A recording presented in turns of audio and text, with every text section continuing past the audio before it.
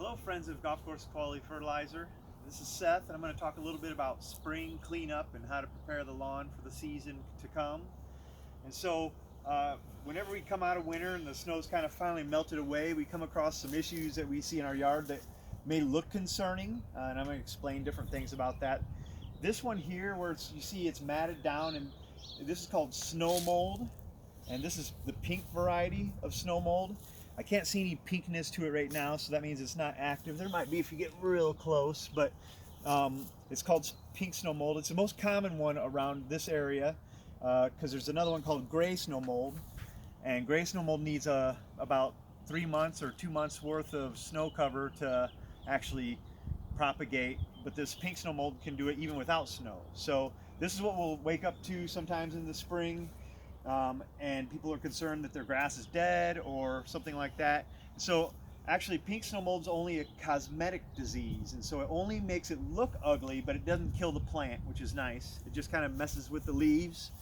And so what I'm going to talk about is some easy things you can do to help get that moving in the right direction and get that pink snow mold out. And luckily, like I said, this year has not been a bad year, so I had to look for pink snow mold.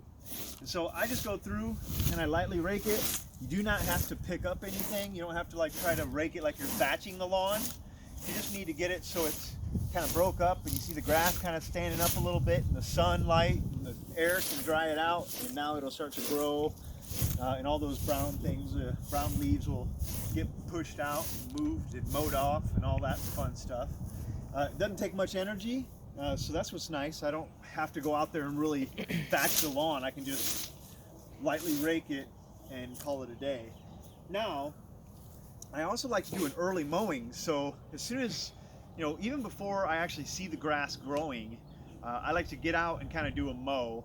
And you'd be surprised how much you'd actually cut off in the spring, because it actually does grow some during that winter time. And so I come out for two reasons. It's gonna help me pick up any leaves and little pieces of ornamental grass or anything that's in my yard, some little small sticks. It'll help clean up the lawn. It's the only time really, besides the fall, maybe with a lot of leaves, I'll pick up my clippings as well, or all the other trash in my yard. And in the early spring, I'll do one of those too.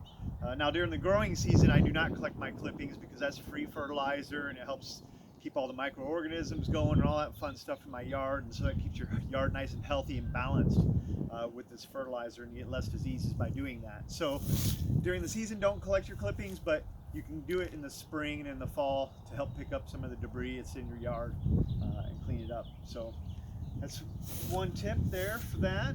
I also want to let you know that in the spring, while the grass is still dormant, you do not want to put any fertilizers down. And so I know that we see a lot of commercial companies that are applying fertilizer, running around and doing it, and they're doing it because they have so many numbers they have to get done. Frankly, I think it should be illegal to apply to dormant grass, because the grass is not absorbing any of the nutrients, and so that nutrient has the ability to go down in below the roots and eventually end up in maybe some groundwater, or also have more ability to flow into rivers and streams and ponds around us. So do not fertilize dormant grass. It's not a good idea.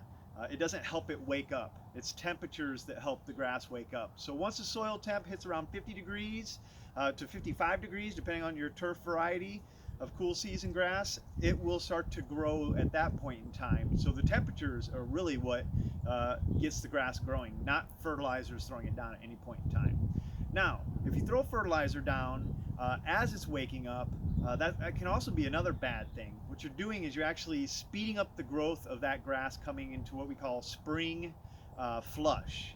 And spring flush is a natural thing that grass does in the spring. It starts moving a lot of energy very quickly from its roots up to its shoots and trying to start absorbing sunlight and actually go to seed as well. And so that spring flush lasts for about 3 or 4 weeks after the soil temperatures have finally reached 50 degrees.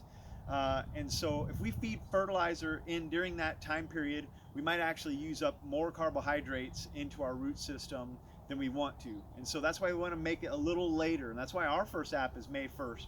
And it really depends on the soil temperature. So May 1st is it could be earlier if things warmed up earlier. It could be a little later if things warmed up a little later. So it's based on soil temps really, that May 1st. But that's the average time for most seasons around here. that soil gets that warm. And so that's what we want to do, not fertilize too early. We want to get out here and fluff these areas up, get the grass going a little early as well, and not let that end up matting. And it actually could kill some turf if you just left it matted as well. If you decide, hey, I'm going to go out and mow first, maybe that'll break that up as well, and then come back and see, oh, there's still some matting over here. I'm going to go ahead and fluff that spot real quick. You can do it that way as well.